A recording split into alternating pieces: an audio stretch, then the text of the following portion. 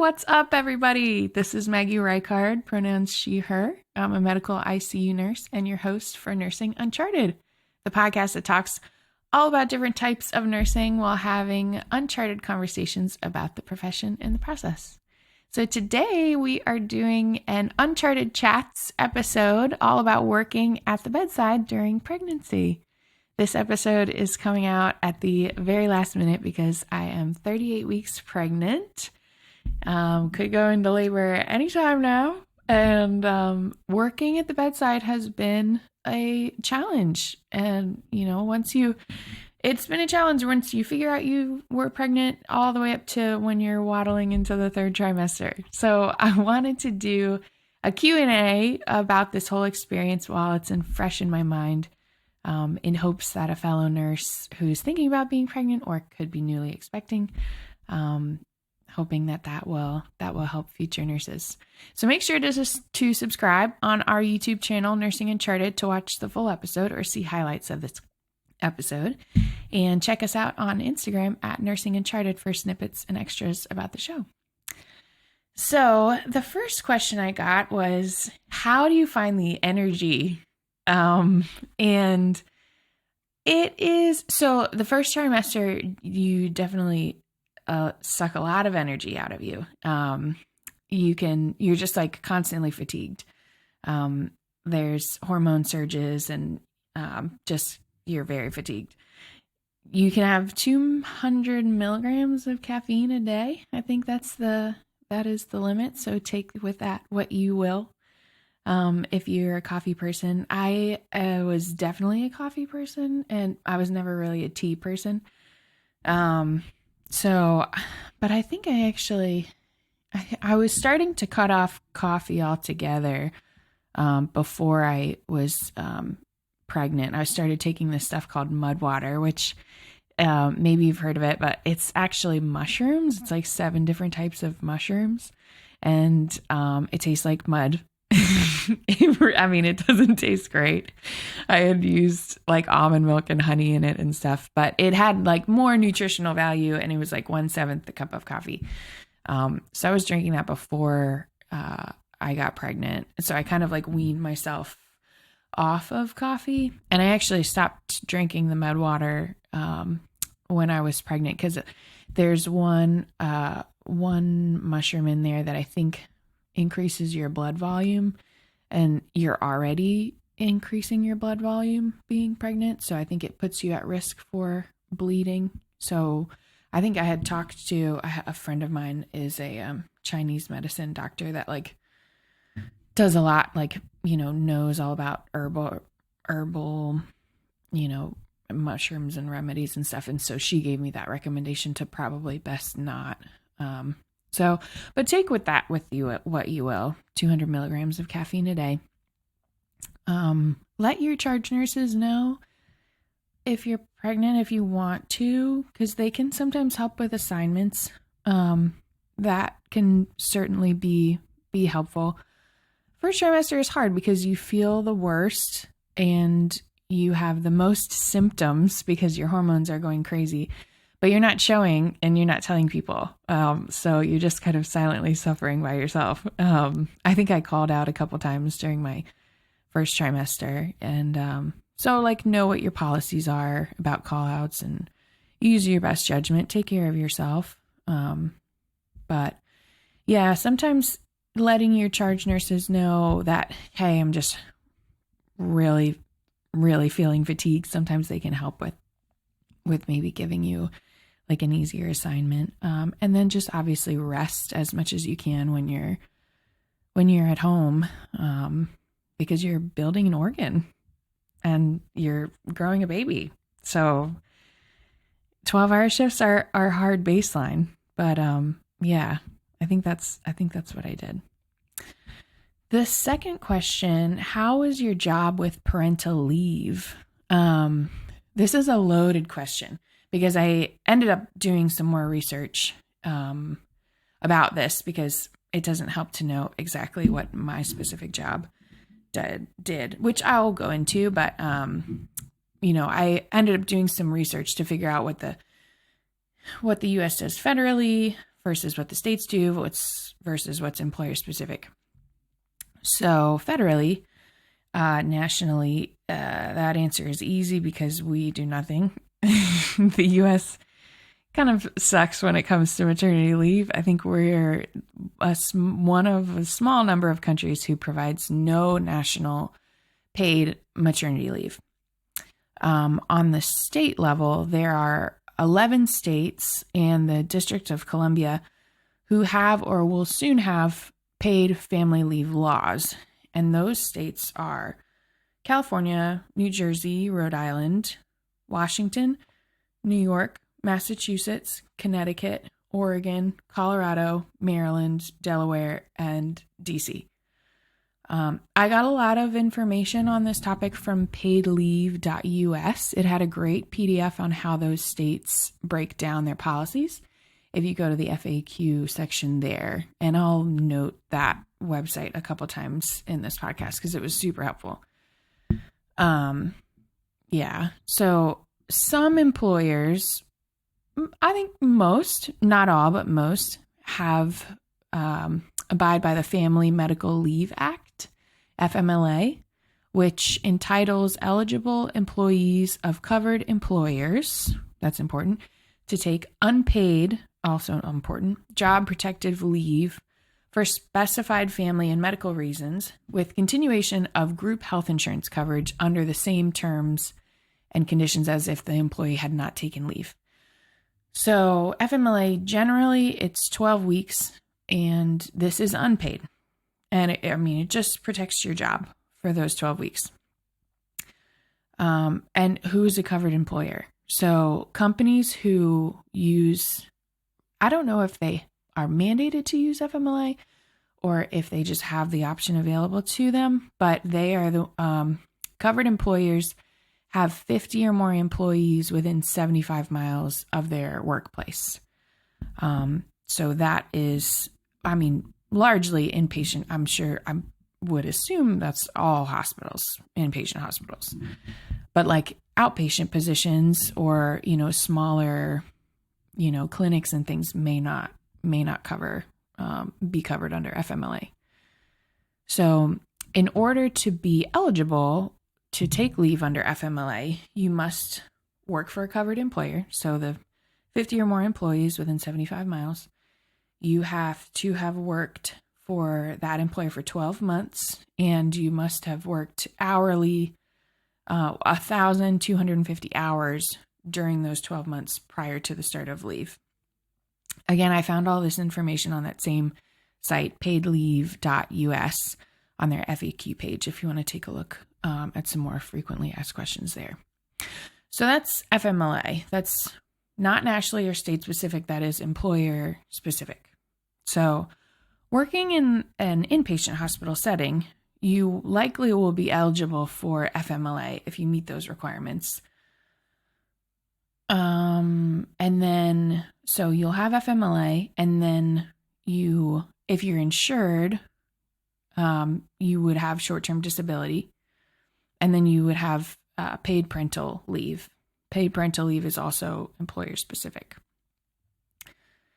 So for short-term disability, look at your state's policies around short-term disability. Something interesting that I found about my state, specifically in Virginia, I found that the state of Virginia passed a Senate Bill 567 in 2020, which says that short-term disability policies are required to provide a maternity benefit of at least 12 weeks in length directly following childbirth. And these new requirements apply only to policies that were issued on or after July 1st, 2021. So after reading that, I reached out to the company that's processing my claim for short-term disability because I was only approved for like 6 to 8 weeks.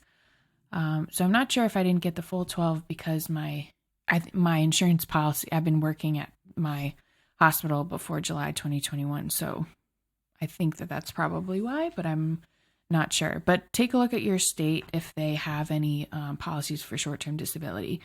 And I think what that looks like as far as how you get paid probably varies from different insurances. Because I think for mine, it's like 60%, I think, of my base pay is what short-term disability is. So, and all of this information really isn't in one place, which makes it really difficult. I got this information from my job's HR department. I got it from the company who processes the claims, which will be job specific. I got some information from my prenatal team. And then I had to do a lot of my own research. And I found that in looking into the policies at my job, that FMLA and short-term disability have to run together, but paid parental leave could be used at any time within the first 6 months of birth. So instead of doing short-term disability and then going right into paid parental leave, which I would have gotten maybe 14 to 16 weeks that way, I'm actually doing my short-term disability, which will be about 6 to 8 weeks, and then seeing out the rest of my FMLA, which will be another, 4 to 6 weeks, using up all of my PTO and then going just unpaid until my FMLA ends, and then starting my paid parental leave, which is 8 weeks where I work. And that's fully paid. So I'll be out for 20 weeks. And your HR department at your job should be able to tell you what you can and can't do, what's available to you. But it's complicated, and sometimes they don't always know the policies well. So be your advocate. Be proactive about looking into those policies around FMLA, short-term disability, and paid parental leave at your facility. Okay, so next question. What are the best scrubs to wear? So I probably fit into my normal scrubs until like 12 or 13 weeks, I want to say. And I bought one pair of just bigger non-maternity scrubs, which was dumb because then I didn't fit into them for a matter of weeks afterwards. What I actually ended up doing, I reached out to other nurses on my unit and said, hey, does anybody have maternity scrubs that I can borrow? Because I was like, I'm going to wear these for 6 months, not really wanting to buy extra ones. And so a ton of people gave me scrubs, which was awesome. The ones that I ended up using exclusively was Med Couture. They are so nice. And they're not a real, it's like, Med Couture sounds like very, figs like. They're not. I think I got them, they're on allheart.com or just normal everyday websites. You can get them on. And so they're not that expensive.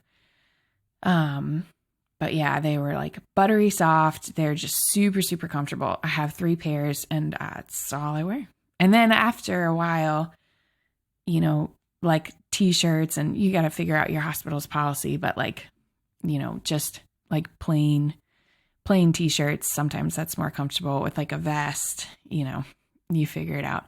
But Med Couture for sure was my favorite.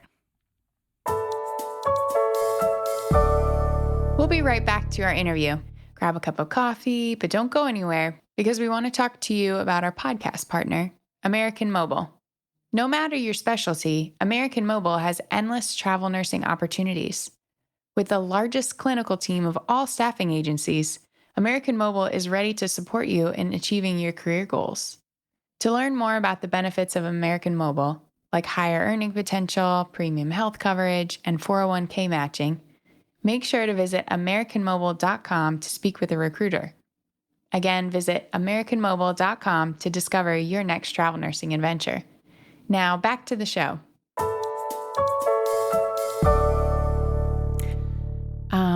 Number 4, can you work up until you deliver?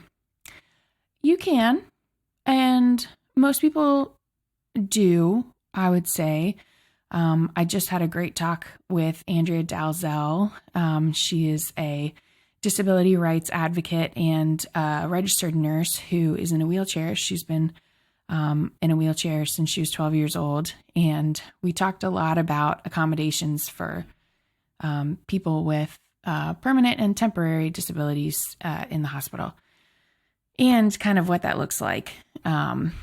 I think as a profession, we're really bad about, being advocates for ourselves. And there's not a lot of, there's not a lot of guidance and role models, I think, of people that take care of themselves. And certainly in pregnancy, I think I have more friends that work all the way through and end up with injuries, pregnancy related injuries, than ones that, say or try to get accommodated for them.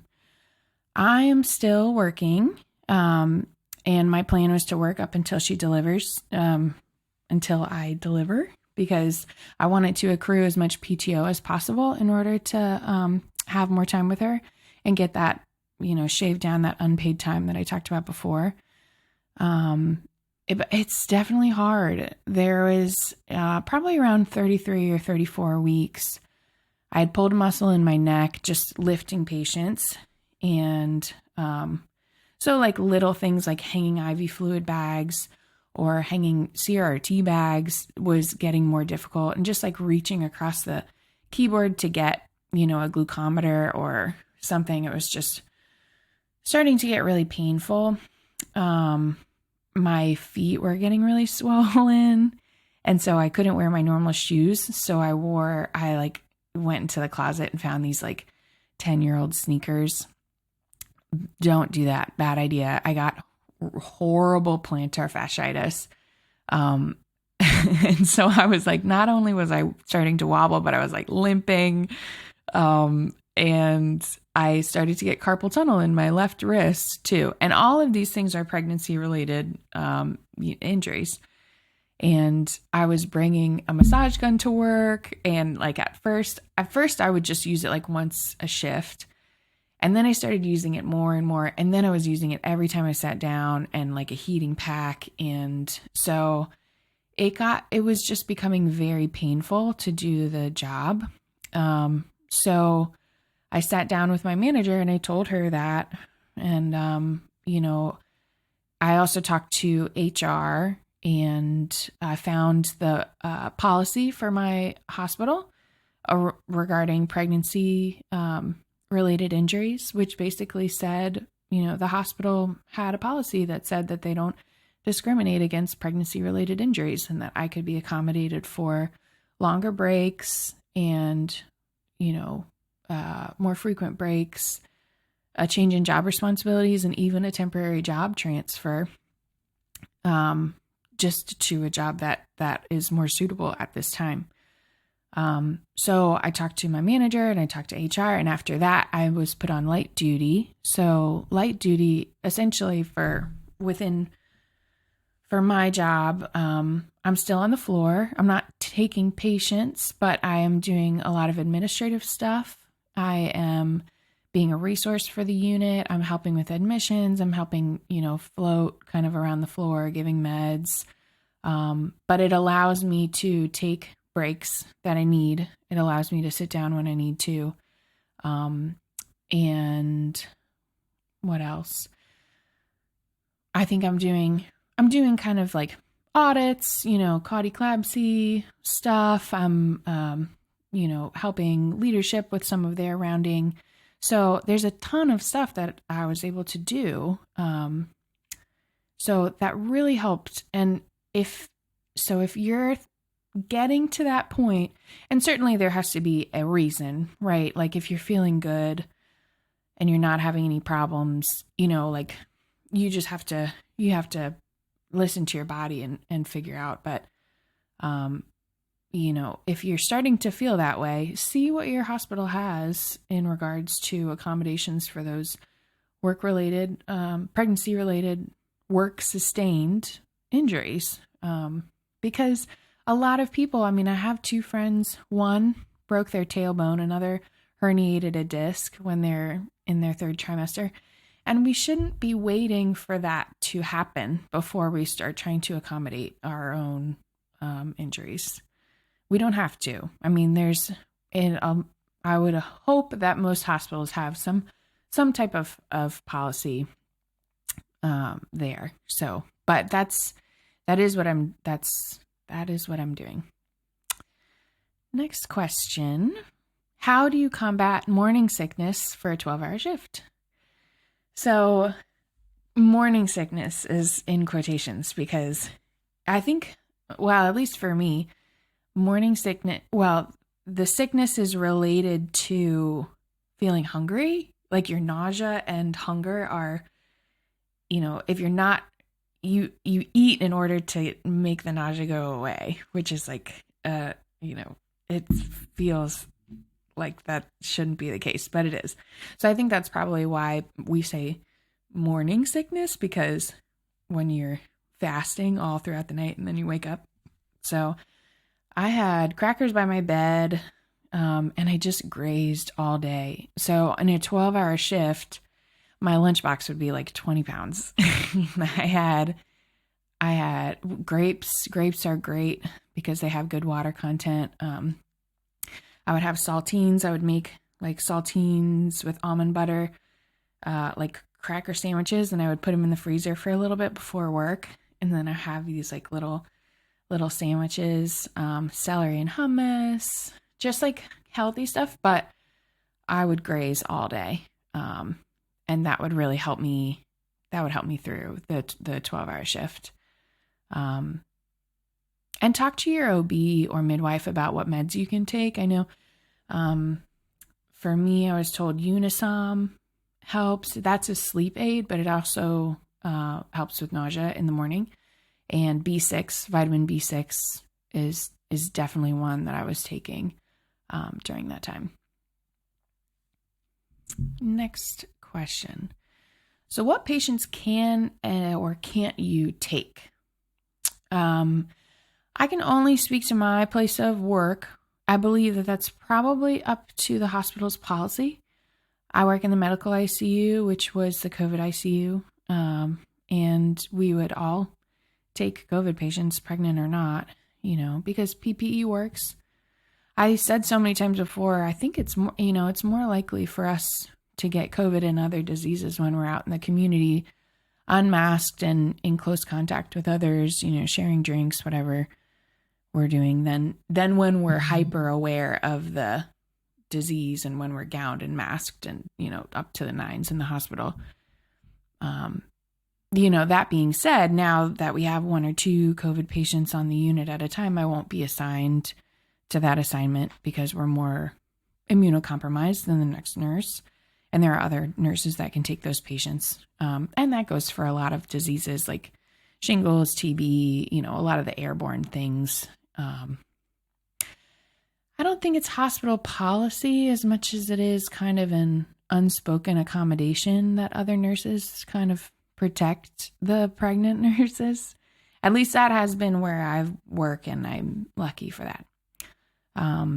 I will say at my place of work, it's generally and I don't know if this is policy or if this is a cultural thing, but pregnant nurses won't go to interventional radiology if your patient has to go for a trip to IR in order to minimize the risk of radiation exposure. Although there are women of childbearing age that work in IR. So I don't, I'm sure that there are ways that they can, combat those risks, but that's just one thing that in my experience we did.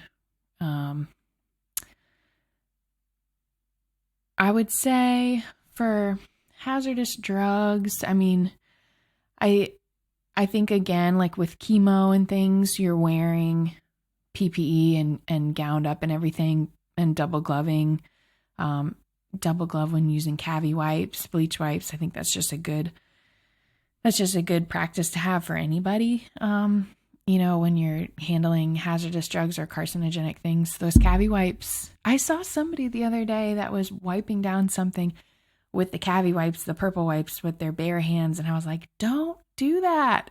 Like, you have to, those have carcinogens in them. Like, you have to wear gloves. If anybody's doing that, just wear gloves, because nobody is going to tell you, maybe except for me, or some nurse is going to be like, don't do that.